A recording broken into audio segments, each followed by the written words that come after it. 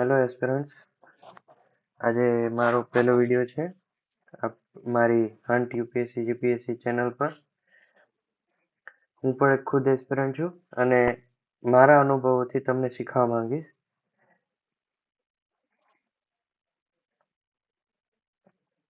તો હું આ વિડીયોમાં તમને જે યુપીએસસી કાલે જીપીએસસી સિલેબસ નવો બારે પાડ્યો, ક્લાસ 1-2 અને ક્લાસ 3 બધા માટે એક જ સિલેબસ માટે કર્યું છે, જેથી આપણને દેખાય છે કે જીપીએસસી યુપીએસસી તરફ જઈ રહી છે.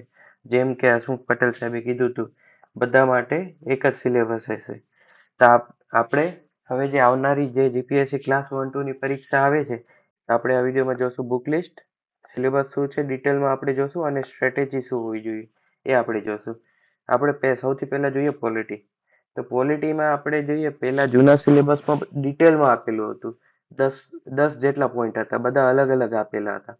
પણ આ વખતે શું કર્યું કે બધાને ટૂંકું ને ટચ આપી દીધું કે તમારે આ કરવું જોઈએ.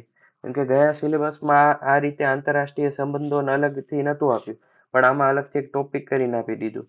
આ સિલેબસમાં જો આમુખ ફંડામેન્ટલ રાઇટ ડીપીએસપી ક્યાંય લખેલું નથી, પણ તમારે એવું જરૂરી નથી કે ના આપેલું જ નહીં કરવાનું, તમારે ફરજિયાત કરવું જ પડશે. કેમ કે આ એક લાઈન આપી છે તો અંદર બધું સમય જ જાય. કેમ કે યુપીએસસી ના સિલેબસમાં શું છે, ખાલી ભારતનું બંધારણ એવું લખીને આપી દીધું છે, એમ ડિટેલ નથી આપ્યું. તો આપણને ભલે આપેલું ન હોય, કરવું તો પડે. તો એના માટે આપણે કઈ ફોલો કરશું? લક્ષ્મીકાંત. બીજી કોઈ ગુજરાત પબ્લિકેશનની બુક ફોલો કરવાની જરૂર નથી, આપણે લક્ષ્મીકાંત જ ફોલો કરશું. તમને જેમ ફાવે, ઇંગ્લિશમાં ફાવે તો ઇંગ્લિશમાં, હિન્દીમાં ફાવે તો હિન્દીમાં. અને સૌથી વધુ ભાર છે ને આપણે પીવાયક્યુ ઉપર જ દેવાનું છે, બરોબર. અને તમને જો એવું જોઈતું હોય કે પીવાયક્યુ કેવી રીતે કરાય, હજુ લોકોને ખબર નથી કે પીવાયક્યુ કરાય. બધા લોકો કહે છે કે પીવાયક્યુ કરી લો, પીવાયક્યુ કરી લો, પણ કોઈ શીખાડતું નથી કે પીવાયક્યુ ને કેવી રીતે એનાલિસ કરાય. કોઈ કહેતું નથી કે પીવાયક્યુ ને કઈ રીતે એનાલિસિસ કરાય અને એનો ઉપયોગ કઈ રીતે કરવો. તો તમે જો એવો વિડીયો ઈચ્છતા હો તો મને કોમેન્ટમાં કહેજો, તો હું તમારા માટે પીવાયક્યુ માટે વિડીયો બનાવી શકું. એ બીજો સબ્જેક્ટ છે હિસ્ટ્રી. હિસ્ટ્રીમાં આ વખતે શું કર્યું છે કે હિસ્ટ્રી ને કલ્ચર બે ભેગું કરી દીધું છે, બરોબર.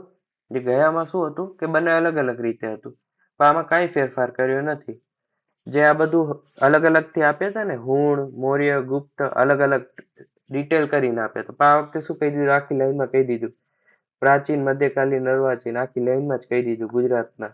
એટલે બધું જ આવી ગયું. આના માટે આપણે કોઈ અલગથી બુક ફોલો કરવાની જરૂર નથી, જે આપણે નોર્મલી કરતા હતા. જે એન્શિયન્ટ અને મેડિવલ માટે યુવાની એનસીઆરટી સિરીઝ, મોડર્ન માટે સ્પેક્ટ્રમ અને ગુજરાત માટે ગુજરાતનો સંપૂર્ણ ઇતિહાસ ઈશ્વર પડવીસરનો છે, એ વહેલો. અને એન્શિયન્ટ અને મેડિવલ માટે આપણે લુસેન્ટને પણ ફોલો કરશું. કેમ કે યુપીએસસીમાં છે ને, તો લુસેન્ટમાંથી ઢગલો સવાલો આવે છે. તો જેમ હસમુખ સાહેબનો જેમ ઈરાદો છે કે યુપીએસસી જેમ હસમુખ પટેલ સાહેબનો લક્ષ્ય છે કે યુપીએસસી જેવી બનાવેલી છે, તો આપણે લુસેન્ટ પર ફોલો કરવી પડશે. આપણે હિસ્ટ્રી માટે ગુજરાતની યુવા એનસીઆરટી, સ્પેક્ટ્રમ, ગુજરાતનો સંપૂર્ણ ઇતિહાસ ઈશ્વર પડવીસર અને લુસેન્ટનો ફોલો કરશું, બરોબર. એટલું બધું કઈ હાર્ડ નથી. અને ખાસ આપણે પીવાયક્યુ જોઈને જ જવાના છે.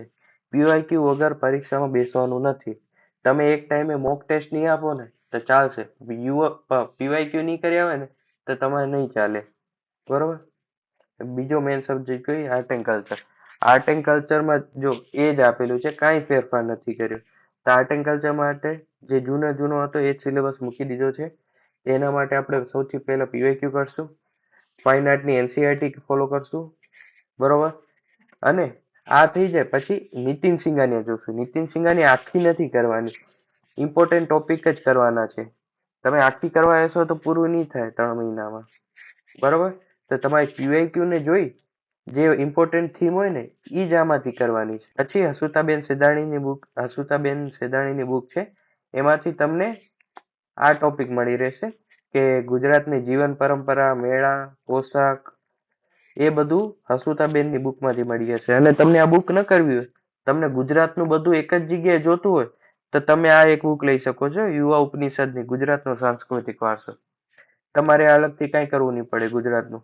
તમારે ગુજરાત સ્પેસિફિક કરવું હોય તો આ એક બુક લઈ લેવાની, ગુજરાતનો સાંસ્કૃતિક વારસો, Indian art and culture Nitin Singhania અને ફાઇન આર્ટ એનસીઈઆરટી. આ 3 તો કરવી જ પડશે. 1, 2 અને આ 3.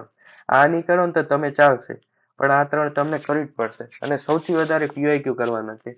તમારે ડેલી 20 થી 25 પીવાયક્યુ સોલ્વ કરવાના જ છે પોતાની રીતે. બરાબર. હવે ઇકોનોમીમાં આવી જાય. ઇકોનોમીમાં કાંઈ ફેરફાર નથી કર્યો સિલેબસમાં. જેમનું છે એમને એમ આપી દીધું છે. બરોબર. એમના માટે તમારે કોઈ બુક જોતી હોય, યુવાની બુક છે, અને ઇંગ્લિશમાં કે હિન્દીમાં કરવું હોય તમારી વિવેક સિંહની બુક છે. અને તમને કોઈ ક્લાસીસ કરવા હોય તો મૃણાલ સરના છે જ. બરોબર. યા તો ફિર તમે જોઈ શકો છો. અને તમારી રિવિઝન માટે ક્લાસ જોવા છે તો એનિમેશન થ્રુ બુક્સ થવા નામની યુટ્યુબ ચેનલ છે. ત્યાં આગળ બહુ જ સારી રીતે એનિમેશનમાં આ લોકો પ્રોવાઈડ કરે છે. અને આપણે બજેટ અને ઇકોનોમી સર્વે જોઈને જ જવાનું છે, જે 1 ફેબ્રુઆરી આવી જશે. બરોબર. અને પીવાયક્યુ ખાસ કરવાના છે. પીવાયક્યુ વગર ક્યાંય કરવાના નથી. અને તમારે એમસીક્યુ પ્રેક્ટિસ માટે મોક ટેસ્ટ આપવાની કોઈ જરૂર નથી અલગથી, કે જે આટલા બધા ટેસ્ટ કાઢે છે એ કોઈ આપવાની જરૂર નથી. વિવેક સિંહ સરની 550 એમસીક્યુ નામની પીડીએફ છે, એ હું મારા ટેલિગ્રામ લિંક ડિસ્ક્રિપ્શનમાં આપી દઈશ. એમાંથી તમે ડાઉનલોડ કરી લેજો. એકદમ એક્ઝામ યુપીએસસી લેવલના જ એમસીક્યુ સરે બનાવ્યા છે. બેસ્ટ છે. એ કરી લેશો ને અને પીવાયક્યુ કરી લેશો, તમને ઇકોનોમીમાં કોઈ તકલીફ નહીં પડે. બરોબર. આગળ જઈએ જીઓગ્રાફીમાં. જીઓગ્રાફીમાં સેમ સિલેબસ છે, કોઈ ફેરફાર નથી કર્યો. બસ આ એક નવો ટોપિક નાખી દીધો છે, વર્તમાન પ્રવાહોના સંદર્ભમાં ભૂગોળ, એટલે કરંટ અફેર જ આપી દીધું છે. તો આપણે શું કરવાનું છે? બુક એનસીઈઆરટી ફોલો કરવાની છે, કાં તો તમે જીસીઆરટી પકડી શકો છો. બરોબર. હું તો માનું છું એનસીઈઆરટી કરો તો વધારે સારું રહેશે, કેમ કે તમારે પછી યુપીએસસી દેવી હોય તો એમાં પણ તમને ફાયદાકારક રહેશે. બરોબર. પછી તમે ગુજરાતની ભૂગોળ માટે આ બુક લિબર્ટીની છે, તમે લઈ શકો છો, અથવા તો મેપિંગ કરી શકો છો. બરોબર. આ તમારા માટે ઓપ્શનલ છે. જો તમારે આનું ફંડામેન્ટલ ઓફ જીઓગ્રાફી છે ને હિન્દી કે ઇંગ્લિશમાં ના સમજાય ને તો તમે આ બુકને ફોલો કરી શકો છો રેફરન્સ તરીકે. બરોબર. અને પીવાયક્યુ ઉપર ધ્યાન આપવાનું છે ને, જીઓગ્રાફીમાં ખાસ કરીને મેપિંગ કરવાનું છે. એટલાસ નામની બુક છે, એટલાસમાંથી તમારે પૂરેપૂરું મેપિંગ કરવાનું છે, કેમ કે દર સાલ 5 થી 10 ક્વેશ્ચન મેપિંગ ઉપર આવતા જ હોય છે. બરોબર. તો મેપિંગ કરવાનું છે અને પીવાયક્યુ ઉપર જોવાના છે. બરોબર. હવે નેક્સ્ટ ટોપિક જોઈએ, સાયન્સ એન્ડ ટેક. સાયન્સમાં પણ સેમ ટુ સેમ આપી દીધું છે, કઈ ફેરફાર નથી. આપણે સાયન્સ જનરલ સાયન્સમાં અને જનરલ સાયન્સ આપેલું છે રોજિંદા જીવનમાં, અને ડીઆરડીઓ ઈસરો માટે આ બધા નાના નાના ટોપિક માટે આપણે યુવાની સાયન્સ ટેકની યુવા એનસીઈઆરટી સિરીઝ છે એ ફોલો કરી લેશું. અને કરંટ અફેર જોવાનું છે. સાયન્સ માટે આપણે કરંટ અફેર જોશું. બરોબર. આ બે સોર્સ ફોલો કરવાના છે. અને અહીંયા એક ટોપિક આપ્યો છે પર્યાવરણનો. પર્યાવરણ માટે આપણે ગુજરાતીમાં છે, સારામાં સારી બુક છે વેબ સંકુલ વાળાની આવેલી બુક તમે ફોલો કરી શકો છો. જો તમારે ગુજરાતીમાં ના કરવું હોય તો તમારા માટે પીએમએફઆઈએફ, જો તમારે ગુજરાતીમાં ના કર્યું હોય તમે ઇંગ્લિશ વાળા છો તો પીએમએફઆઈએસ ની બુક છે, કાં તો શંકર આઈએસ ની બુક છે. મોટી મોટી છે, પણ તમારે એમાંથી સિલેક્ટિવ તમારી રીતે કરવું પડશે. બરોબર. આમાં પણ તમારી પીવાયક્યુ વગર ક્યાંય જવાનું નથી. અને મેપિંગ એન્વાયરમેન્ટમાં છે ને તે મેપિંગ આવે છે કે ના, રાષ્ટ્રીય ઉદ્યાન ક્યાં આવેલા છે, પછી રામસર સાઇટ ક્યાં છે, વેટલેન્ડ ક્યાં છે, એ બધાનું મેપિંગ કરવું પડશે. એના દર વખતે મેપ ઉપરથી ક્વેશ્ચન આવે છે કે આ પાર્ક કયા રાજ્યનો છે, આ પાર્ક કયા રાજ્યનો છે, એવી રીતે આવે છે. બરોબર. અને કરંટ અફેર આપણે જોઈ શકીએ સાયન્સમાં, ઇકોનોમીમાં બધે ઠેકાણે હવે કરંટ અફેર આવી ગયું છે. બરોબર. તો કરંટ અફેર તમારે 3 સોર્સ છે, તમારે કોઈ પણ એક જ સોર્સ ફોલો કરવાનો છે. બરોબર. એક છે આઈસી ની વીકલી કરંટ અફેર, અથવા કોઈ પણ એક મેગઝીન છે લિબર્ટી કા યુવાની ગુજરાતની છે પબ્લિકેશન. બરોબર.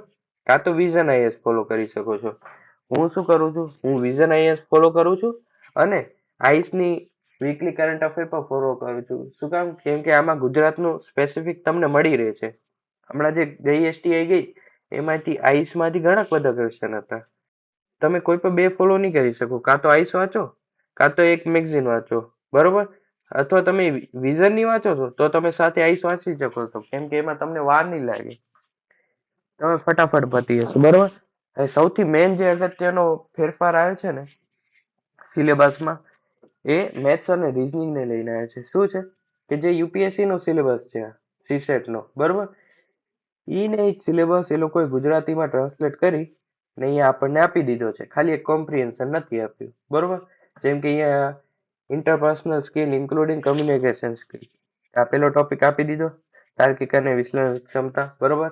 પછી અહીંયા છે જનરલ મેન્ટલ એબિલિટી. અહીંયા શું છે કે સામાન્ય બૌદ્ધિક ક્ષમતા. એ ને ટોપિક આ લોકોએ બધું આપી દીધું છે. અહીંયા આગળ અલગથી આપ્યું મૂળભૂત સંખ્યા ક્ષમતા, ધ બેઝિક ન્યુમેરેસી, એ બધું સેમ ટુ સેમ આપી દીધું. કાંઈ ફેરફાર નથી. તો તમારે હવે ફેરફાર શું કરવાનો છે તમારી મેથ્સ અને રીઝનિંગની તૈયારીમાં?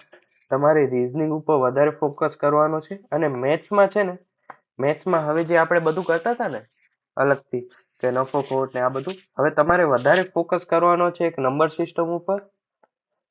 નંબર સિસ્ટમ પછી આવે છે પીએનસી, પરમ્યુટેશન અને કોમ્બિનેશન. બરોબર?